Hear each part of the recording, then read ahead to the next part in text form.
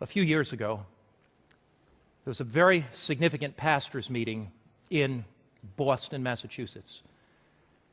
It was not a meeting of Seventh-day Adventist pastors. These pastors were evangelical pastors, and they were coming from all over the United States, 300-400 pastors. One of the pastors from Chicago was on an American Airlines flight, and he was sitting on the aisle. And as he was sitting on the aisle, there was nobody in the middle seat, and there was a man sitting at the window seat, and the plane took off, and this man, pastor, going to the pastors' meeting, sitting on the aisle, looked across, and he saw the man at the window praying. And he thought to himself, great, I've got a Christian seatmate, but I don't want to intimidate him too much and tell him I'm a pastor. So I'm so thankful that I have somebody that's a Christian. So he looked over, the man prayed for a while, and he prayed, and the pastor looked over and he said, you know, I'm just wondering, you must be a Christian. I saw you praying, and I'm a Christian too.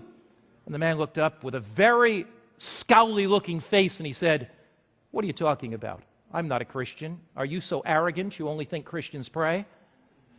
Well, the pastor did not quite know what to say, and sometimes, you put your foot in your mouth, you kind of say the wrong thing. So the pastor looked at him and he said, well, if you're not a Christian, who are you and what are you praying about?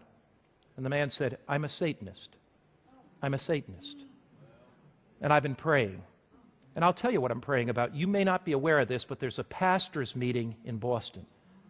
And the pastor said his heart began to beat, the hair on his head stood up, and the hair on his back of his neck stood up, and he said, there's a pastor's meeting in Boston.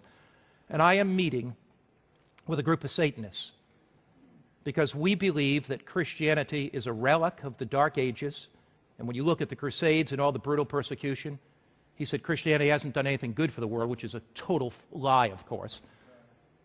But he said, I am meeting with a group of Satanists, and we're going to pray that disunity will come into that pastor's meeting.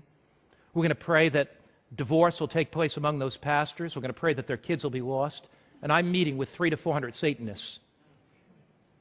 If you are not praying for your pastor, the Satanists may be praying against your pastor.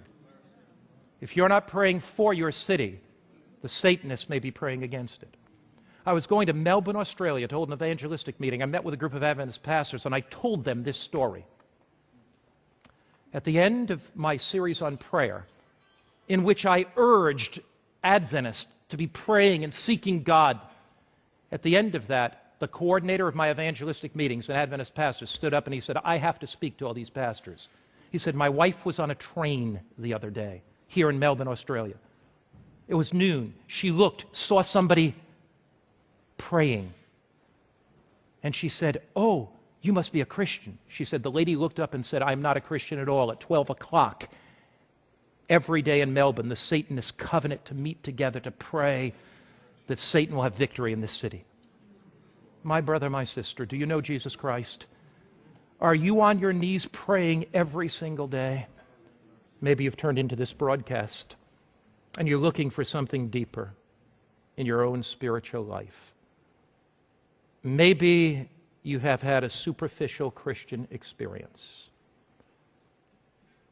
Maybe you've been apathetic.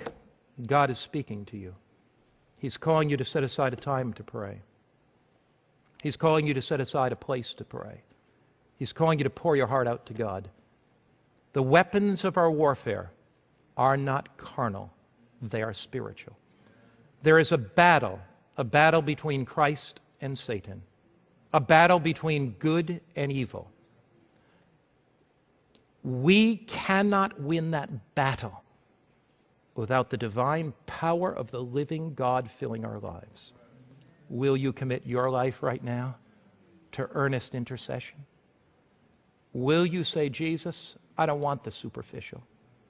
I don't want an external Christian experience. I want something deep. And each day I'll meet you at the time of prayer. Each day I'll meet you at the place of prayer.